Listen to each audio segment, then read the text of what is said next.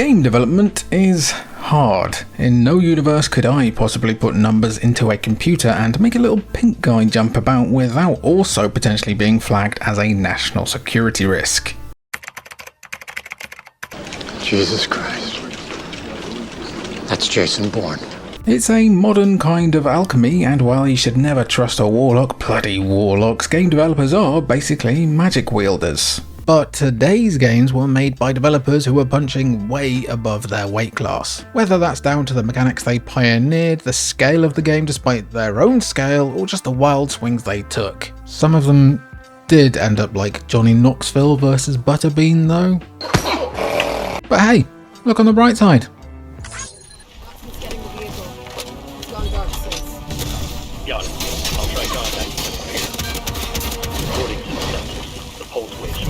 There are a lot of examples of games that have been developed by either a one-person dev team or at least a handful of people, and while this is said with no disrespect to those projects, most of them do end up as pixel art games. Think about Stardew Valley or Undertale, games with mostly one person on the dev team that are certainly punching above their weight, but they do use 2D art styles. Absolute trash, only joking, I've got like 100 hours in Stardew, I regret nothing. A game like Bright Memory Infinite, however, mostly developed by the Chinese developer. Get ready, everybody. He's about to do something stupid. Zeng FYQD Zhang Cheng is a lot more impressive as it's a full 3D FPS game complete with Unreal Engine 4 graphics, excellent gunplay, and even Devil May Cry inspired scoring. Punching above its weight is an understatement. Playing as the protagonist Shelia, which is almost the funniest name they could have picked for the playable character in this kind of game. That's perfect for Arsenal Football Club fans. What do you mean that's a different kind of gooner? You find yourself in the Land of Sky, a levitating landmass over the Arctic Circle. The Land of Sky is home to a variety of ancient creatures, along with a mysterious power that a military organisation called SAI is looking to harness for themselves. Bright Memory Infinite is certainly a looker, but it does have the fast, frantic gunplay to back it up. It also has a cheaper prequel just called Bright Memory if you want to try it out for less money. Use Shelia's arsenal of weapons and cool powers to lay waste to everything before you throw another shrimp on the barbie in this brief but action-packed and enjoyable campaign. It doesn't outstay its welcome. Not every game needs to be eternal, after all.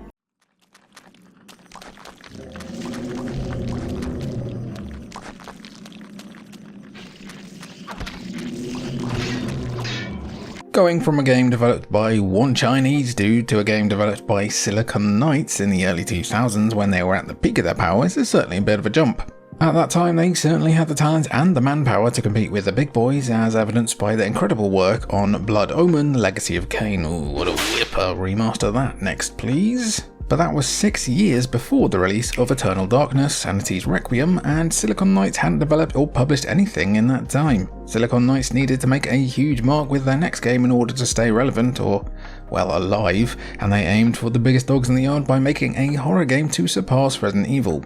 That's quite the target.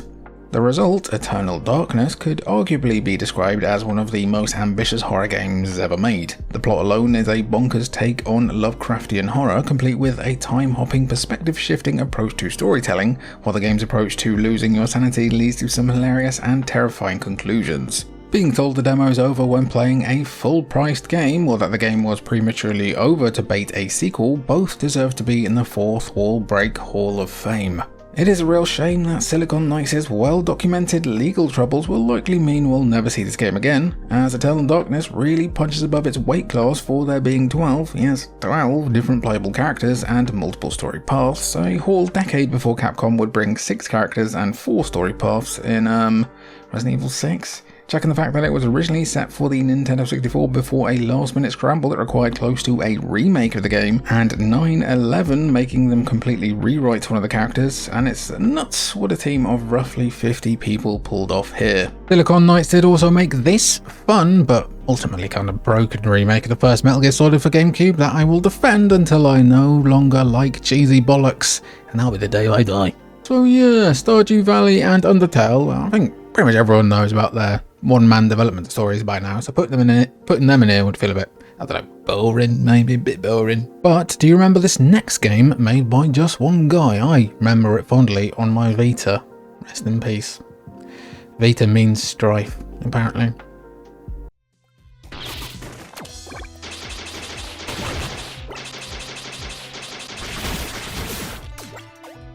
So yeah, this slightly forgotten gem basically took twice as long to make as the Vita was alive for. Wait, the Vita was around for 80 years? Why does it feel like the Vita was only around for like 4 years? Developed by Sweden's Joachim Konjak Sandberg, Iconoclasts casts players as Robin, an unlicensed and self-trained mechanic who lives in a world that's under the authoritarian rule of the One Concern, a religious group that dogmatically controls mechanics. The whole world runs on a substance called ivory, which the One Concern are hungry for, and Robin ends up caught in the crosshairs of the Concern themselves. One trip to prison and subsequent prison break later, and Robin finds herself on a planet-spanning adventure trying to put a stop to the Concern's diabolical plans. With her trusty wrench and stun gun in hand, you'll blast and smack your way through the game's levels, partnering with various characters along the way as they can help with the game's over 20 boss fights. The gorgeous graphics, check out those backgrounds, for deep gameplay and awesome story all help to make Iconoclasts a Metroidvania experience you shouldn't skip, and the fact that it was developed by one man over the course of 8 years makes it all the more impressive. Yep, that includes level design, character design, all the music writing, animation and more. That was just one guy. Iconoclast's one-man dev team still managed to compete with the big players, well, small players in the Metroidvania space, and is now considered by some to be one of the better 2D platformers of the 2010s, but it does feel like it's been just a tad overlooked as the years have gone by. Granted, you do see a few solo dev retro platformers these days, but it's nuts to see how much Iconoclasts punched above its weight, so the fact that it's been outcast from a more modern lens is a pity.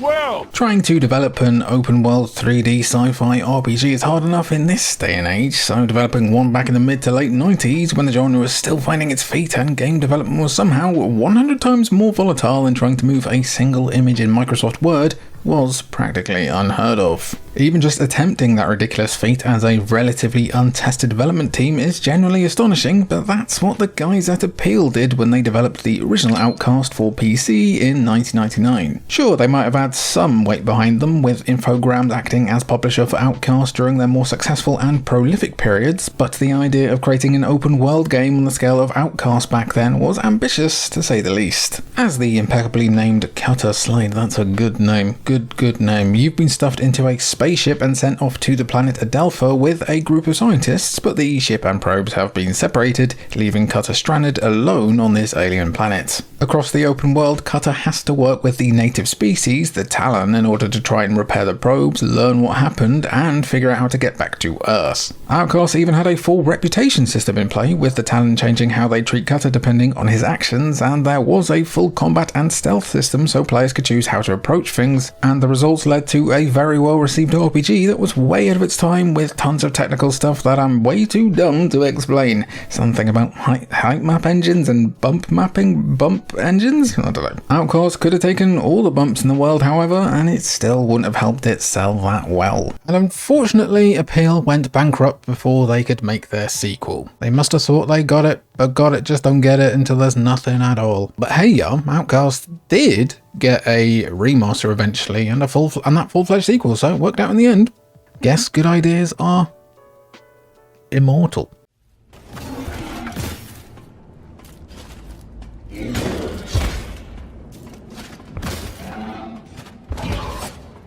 Yes, some games can punch above their weight and then just kinda end up punching themselves in the head a bit. When you hear about a group of developers who are fans of a certain genre getting together to create their own take on that genre, it's hard not to get excited or at least root for them to succeed with it. Swedish company Toadman Interactive got plenty of excitement going with Immortal Unchained, their sci-fi Souls-like inspired shooter, and while the execution left a lot to be desired as far as critical reception goes, particularly on consoles compared to the PC release thanks to some performance issues and mega clunk in general, there's no denying that the pretty small team at Toadman took a big swing in trying to create a new take on the biggest RPG trend in recent years. At this point, pretty much anyone going up against From Software is punching above their weight, and Toadman were doubly outmatched in that regard. Set in a world that blends dark sci-fi with Norse-inspired mythology, players control an unnamed prisoner in a world that is slowly but surely crumbling around them, so the only answer is to shoot everything. There's a monolith, and the caretaker Aras has freed you so you can try and repair it in order to save the world. Of course, this is a Souls-like game, so you do that by grabbing the nearest weapons, finding the biggest bosses you can, and bashing your head against a wall until you break or they do. While there are some traditional melee weapons available, the addition of guns did help Immortals stand apart from the competition, though Remnant from the Ashes would launch a year later and do Souls-like with guns a lot better, unfortunately. Oh man. Ugh, I remember actually playing this right back in like 2017 or 2018 at like an EGX. I remember at the time I was playing it as press because back then I used to do a bit of game journalism. I remember the developer was watching me play it, or someone connected to the team, and like so he's watching me play it, like, and I would turn to him and be like, and then at the end he turns to me and goes, "So how was that? Did you enjoy that?" And I was just like, like, God bless them for trying. They tried their best, but it was just not quite there. They tried at least. They punched above their weight as best as they could. Speaking of things that are ass, this next game puts the ass in Jurassic Park. And boobs. 3, 2. That's it. Sometimes you're punching above your weight because even though you've got all the resources behind you, you're just trying to do way too much. DreamWorks Interactive and Electronic Arts are arguably two of the biggest companies you could find in the late 90s, so it might be difficult to try and convey just how much they were punching above their weight at the time, but Trespasser is not like any other video game project. We did actually publish a video about this game a while back, and you should go watch it, as our older videos are basically our own hidden gems, not even 1,000 views. Oh, that's brutal. But if you've never heard of this Jurassic Park game before, beyond a health bar being on the main character's boob, let's explain why Trespasser probably would have been enough to tank any development team, let alone one made up of about 15 designers and programmers. Serving as a prequel to The Lost World, you control a lone survivor called Anne as she tries to survive on a remote island filled with dinosaurs. There's no HUD at all, so you have to listen to Anne's dialogue as she manually tracks ammo counts, and her arm has its own controls and physics that make it feel like it was lifted straight out of a game like Hand Simulator. Naturally, trying to aim and shoot a gun when you have to properly align your arm and wrist and even account for the physics of the recoil made playing Trespasser a bit of a miserable experience for anyone looking for simplistic dino blasting. It's ambitious as all heck, but too much for almost anyone to achieve in a fun way, meaning they punched way above their weight. Really, this is probably the video game version of Icarus. Sometimes the sky is a limit for a very good reason.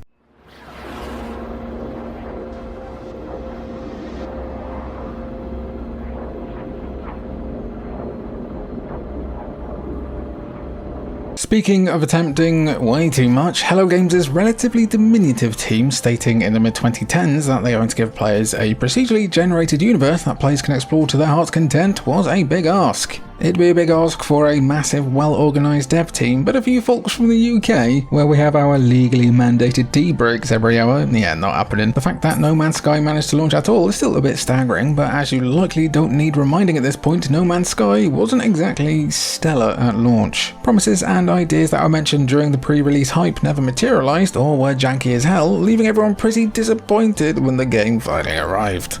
What really establishes No Man's Sky, and specifically HaloJones, as a dev that not only punches above its weight but actually succeeds in spite of everything, is how dedicated they've been to updating the game post-launch. Again, they did overpromise and lie a bit, but still, since 2016, HaloJones have been prolific and determined to turn No Man's Sky into the best space exploration game ever made, and with smart updates like proper multiplayer, VR, awesome player and ship customization, and so much more, they did a pretty good job. I think I personally prefer Elite Dangerous a bit more just for its vibe, but the whole package as of 2025 in No Man's Sky is kind of insane. When it first came out, many were quick to write off No Man's Sky as an ambitious project that flew too close to the sun because, we didn't really get games that had this many updates back then, and while their wings have been burnt a bit, they're flying higher than ever now. Sean, try to remember to not field too many questions for your next game, okay?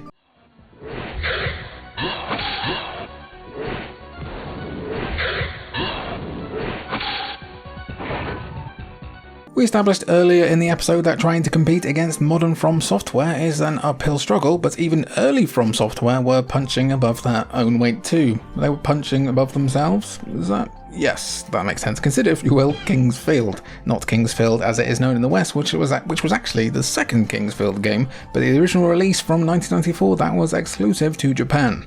Kingsfield might have only been released in Japan, but it was a launch game for the original PS1, a 3D first-person RPG, and it was from a studio that, before Kingsfield, had spent their previous 8 years as a company creating business software. Imagine, right, I don't know, QuickBooks making a dungeon crawler, and that's how nuts it was for the time. Clearly, it's a pivot that worked for the Japanese developer, but at the time, people probably thought they were out of their minds. What's even more nutty about Kingsfield is the fact that FromSoft's internal development team managed to turn around Kingsfield in about 6 months, which is just ridiculous to think about. As for the final product, it'd be hard to say it's not aged in some spots, but Kingsfield and its approach to RPG leveling, eerie world building, and hostile dungeons helped to inspire FromSoftware's golden age with Demon's Souls and Dark Souls. Ever heard of that one? Little underground indie hit Dark Souls? There's even a few underground indie hits that take after Kingsfield specifically. Never mind punching above their weight, From Software achieved a first round knockout with this one, and they haven't looked back ever since. No one asks about their business software these days, eh? Right, next up, who remembers making stuff in video games?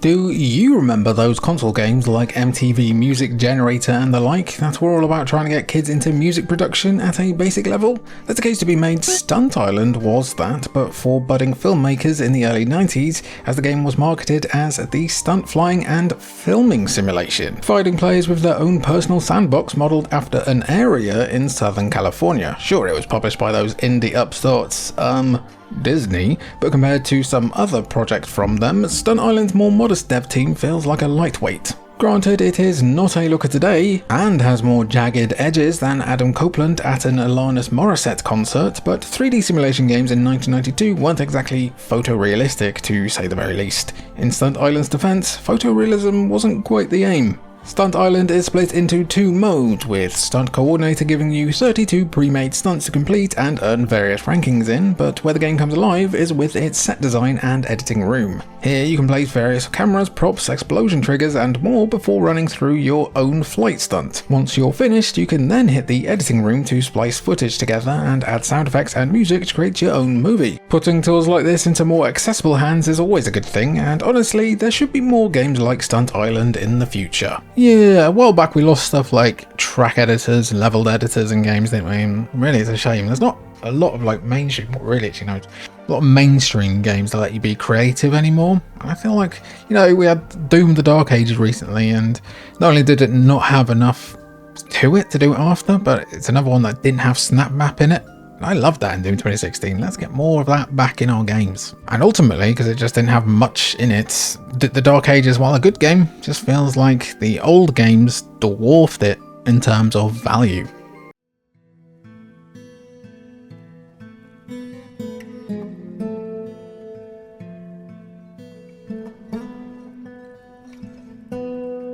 If No Man's Sky's small dev team creating a simulation game is bonkers, the development of Dwarf Fortress is another story entirely. Primarily the product of one man, Tarn Adams, though his brother Zach has also contributed, Dwarf Fortress has been worked on consistently since 2002, though Tarn moved on to full-time development in 2006 and hasn't looked back since. The game has been given way more public notoriety in recent years thanks to Dwarf Fortress's release on Steam, but the simulation sickos have been singing DF's praises for years at this point. The fact that the game is available now on Steam and has been upgraded beyond ASCII graphics so it looks better than ever just means even more people can get sucked into this dwarfy abyss. Dwarf Fortress relies on random generation, with the main mode of the game being Fortress Mode. Here you're given complete control of a colony of dwarves, and you're free to decide how little or how much influence you want to have over this colony. Each dwarf within the colony has their own thoughts, feelings and aspirations, so you're essentially watching your own mini civilization play out before your eyes, only for them to be completely wiped out by one of Dwarf Fortress's many threats. That's all part of the fun though, as Dwarfy 4 Thieves thrives in the stories it creates as you play. Remember folks, you don't need a massive dev team to create something entirely replayable, just a remarkable amount of dedication. Now,